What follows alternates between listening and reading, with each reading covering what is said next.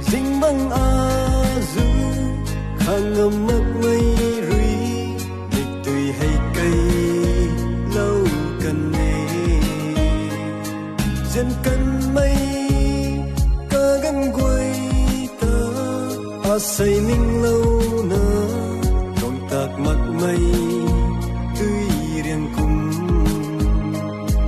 dân mây quy nâng thôi đòn không ta bắt lâu tu nào ta cần thể dân mây quy nâng thôi đòn không ta bắt lâu tu nào tình cao tông không bấy su không ngầm ghé dân mây lung rina ami tui rina mi subam sini aku but rina hai pa subam sini asam kau ripa tuang de khang ni the tung si mây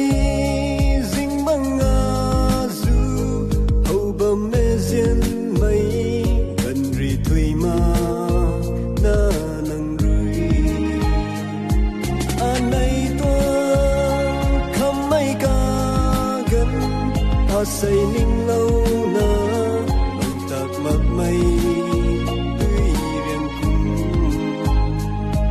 bên ra na bấm khâu ngần na lùng hầm mây mi quy na dấu ra na bên ra na bấm khâu ngần na lùng hầm mây mi dấu ri sân si mây ta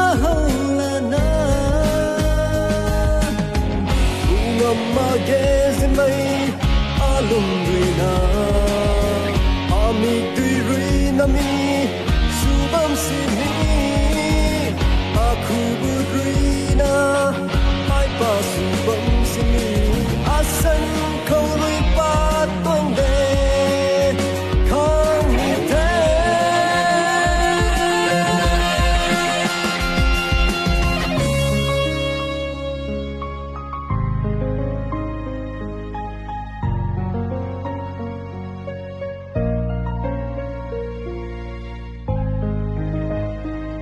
tất ri thui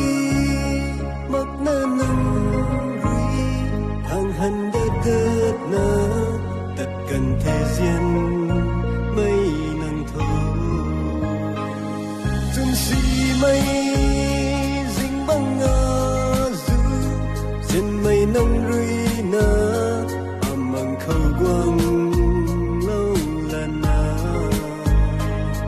ai hay lắm khăn đi thế tu na dịp giang thao na ai rơi dao là na ai hay lắm khăn đi thế tu na dịp giang thao na ai rơi dân mây nắng ta hấu đi cùng mẹ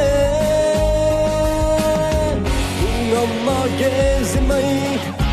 lung rina ami tui rina mi subam sini aku but rina